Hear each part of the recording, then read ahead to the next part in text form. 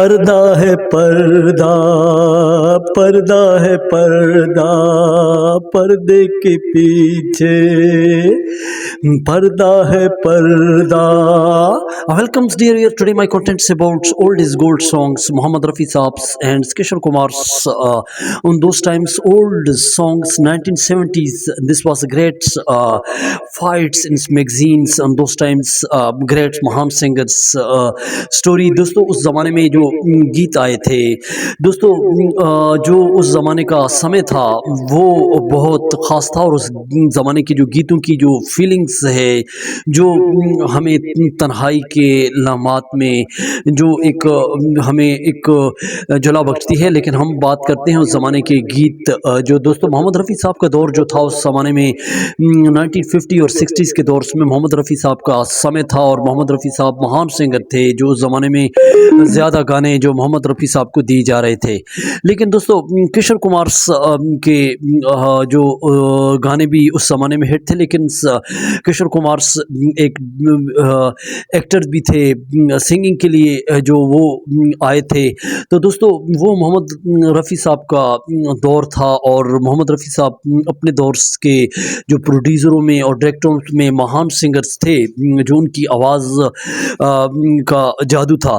لیکن دوستو 70s کے انوسار جو گیت میں کچھ تبدیلیاں آئیں، آر ڈی برمن کا میوزک آیا. لیکن آفٹر آرادھنا کے بعد دوستو جو یوگل بندی ہوئی راجیش کھنہ اور کشور کمار کی، کیونکہ دوستو محمد رفیع صاحب کے دور میں جو کئی پروڈیوسر ڈائریکٹرز کشور کمار کو مہان سنگرز نہیں مانتے تھے، اور یہ بات اس زمانے میں محمد رفیع صاحب بھی جو پیک پر تھے تو اس زمانے میں وہ کشور کمار کو سنگر نہیں مانتے تھے. دوستو یہ بات یاد رکھیں، کیونکہ کشور کمار کی ایک فلم میں اس زمانے میں جو ایک فلم میں جو گانا محمد رفیع صاحب نے گانا تھا اور کشور کمار ان کے پاس آئے تھے تو انہوں نے کہا تھا کہ یہ تو ڈوبتا سورج ہے. لیکن دوستو پھر اس کے کئی ایسے اس زمانے میں انٹرویو ہیں، امیت کمار نے اس کے بارے میں کئی بار کہا ہے. لیکن دوستو کشور کمار اپنی جگہ مہان سنگر تھے اور محمد رفیع صاحب اپنی جگہ مہان سنگر تھے.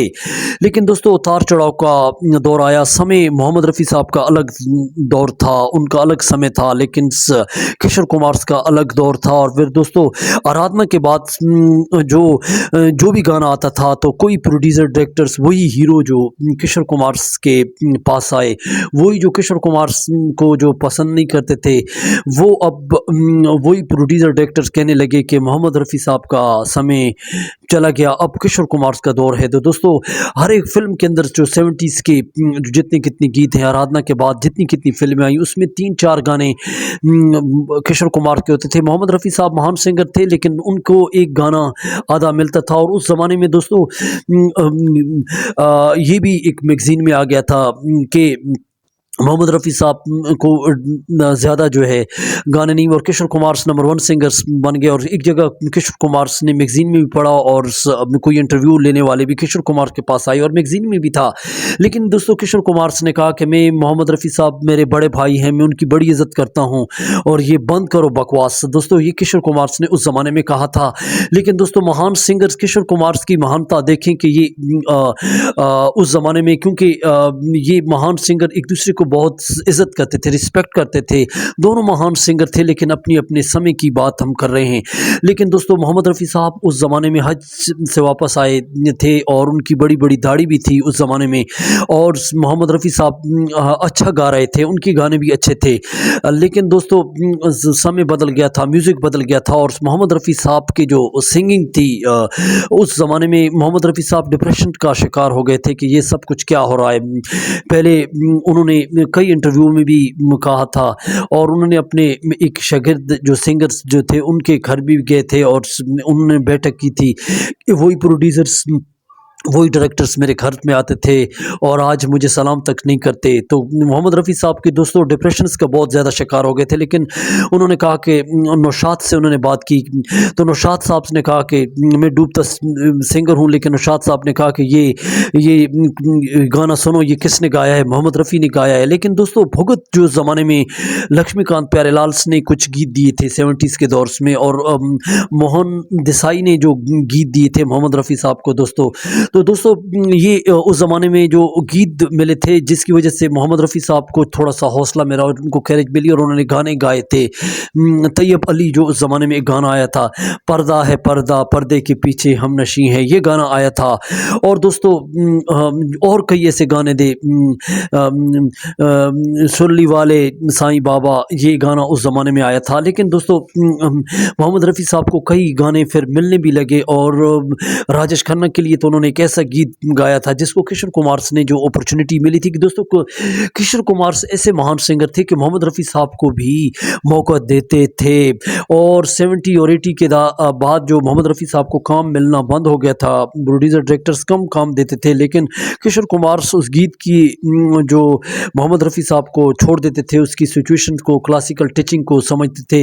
लेकिन दोस्तों किशोर कुमार ने बड़ी कुर्बानियाँ दी हैं मोहम्मद रफ़ी साहब के लिए।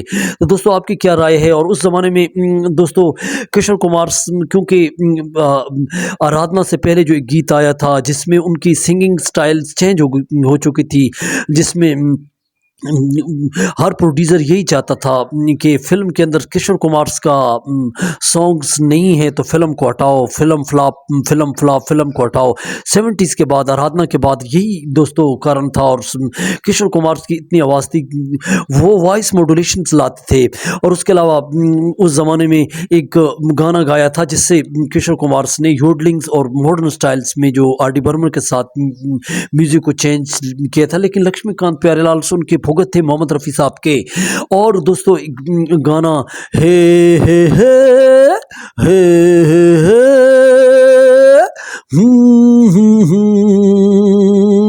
दोस्तों उनकी जो यूडलिंग स्टाइल थी किशोर कुमार की, तो दोस्तों इस वजह से किशोर कुमार नंबर 1 सिंगर्स कहलाए, क्योंकि वक्त के समय के हिसाब से मोहम्मद रफ़ी साहब 60s के दौर में थे, लेकिन 70s का दौर, 80s का दौर किशोर का था। दोस्तों आपकी क्या राय है? दोनों महान सिंगर थे। हमारे पास जो इंफॉर्मेशन थी आपको शेयर की, आप लोग कमेंट्स दें। थैंक